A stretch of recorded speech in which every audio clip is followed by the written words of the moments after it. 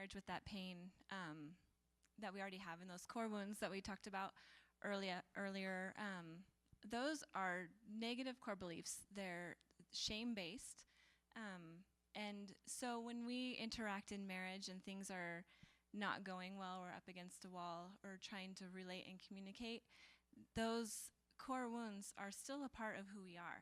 And if we don't recognize those and don't know what's going on there, your husband could say, one thing, and he means something completely different, but because of that core wound that you have going on, you hear something not what he's saying. And which can easily take you to, it's called the Cartman triangle, but we like to call it the drama triangle because it creates a lot of drama in your marriage. And we got to a place where this was a really common place for us to stay. And back on that other slide, just one of those boxes, I think for me, and I think for a lot of people, is just that hidden place I hid. It was easy for me to hide behind my relationship with the Lord, my knowledge from Bible college, and then we had 3 kids, and I homeschooled, and I just kept building this little glass house. We went to a big church, and everybody looked nice, and I hid behind that. But I'd come home and just felt so broken and so falling apart little by little, but not really sure, not knowing why, and not understanding what was going on. And it's a slow process. It doesn't just happen overnight. That's the key with those core wounds. You don't just wake up one morning and your whole life is in shambles and you can't figure out why. It slowly eats away at you and at your relationships, at your marriage, your relationship with the Lord. And so we both had a lot of wounds and pain, and it took us to this Cartman triangle a lot.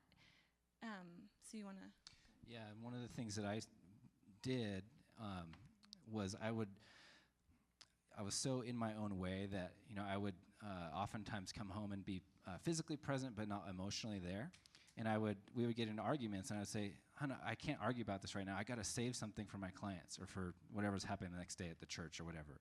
So I wasn't giving her that place of not just preference, but first priority, where it's me and God, me and her, everybody else.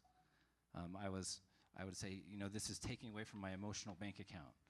Using all these buzzwords from psychology world and just hammering her with my knowledge. And really it was out of self-protection. It was because I really didn't know how to be a man that was leading his wife in a selfless way. So how I would react from my place of pain, instead of feeling or playing the victim, I would just control her and dominate her. And I wouldn't do it in a I guess aggressive way, but I did it in a very no, it's going to be my way, or I'm just going to feel rejected, and then I'm going to withdraw from you as well. And then all of a sudden it's like ice cream around our house. I would ice her for days at a time. And what that would look like, I just wouldn't call her during the day. I wouldn't say goodbye when I left in the morning. I wouldn't say necessarily hello when I got back. It was just a jerk. My outside for sure wasn't matching my inside. And any time, now this drama triangle thing only gets triggered when we go into what we call survival mode. Because we all respond to this place of pain in our world through the primitive brain, or this limbic region that we all have in our brain. It's where we get the terms fight, flight, or freeze from, okay? So when we experience pain, the survival mode. Fight, flight, or freeze.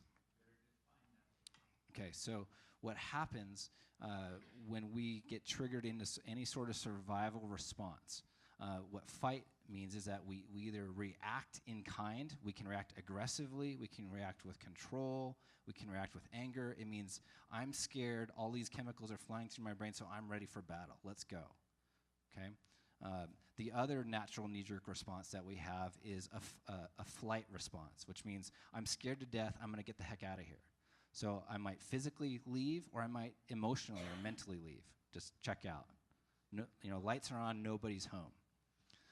The other type of response oftentimes that we'll see is a freeze response, which means that I'm paralyzed. I just go numb. And it's I'm just frozen and I'm locked up and I don't know what's going to get me out of it. And there was a lot of times where we would have an argument and I would just get locked up and I didn't know how to move past that, even though I knew all this great head knowledge stuff. But, I can't counsel myself out of a box because I'm not objective. It's forest through the trees.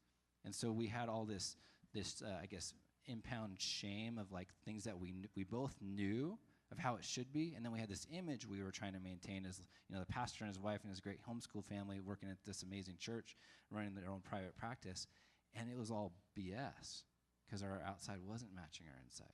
So I would trigger that place in Jaime where she would feel like I'm persecuting her, and then that would make her feel like a victim, and then we would just go around and around this thing.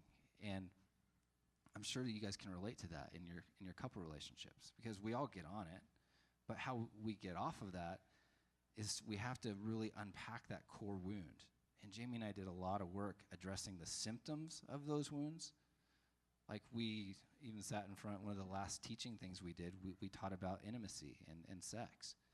And we thought that was part of like the temperature gauge of what marital union was supposed to be. And we taught the class on that. But we didn't address the core wounds of like feeling accepted, feeling good enough, having that like intimacy is more than just physical, it's actual like connection into me, see? Like we didn't learn how to do that. Like we didn't dive into that, not because we didn't want to, but because we were trying like to figure it out, but frankly we didn't know what we didn't know. And what I love about God is that he doesn't leave us how he found us. Like he won't let that stuff lie. And so one of those things that happens is our sin begins to fester, and it starts to stink and get found out. And in that process, I incrementally began to make choices that were counter to everything that I believed. Choices with pornography, choices with alcohol, choices with keeping secrets. And it wasn't until I had made so many incremental choices that I found myself at the bottom of this big hole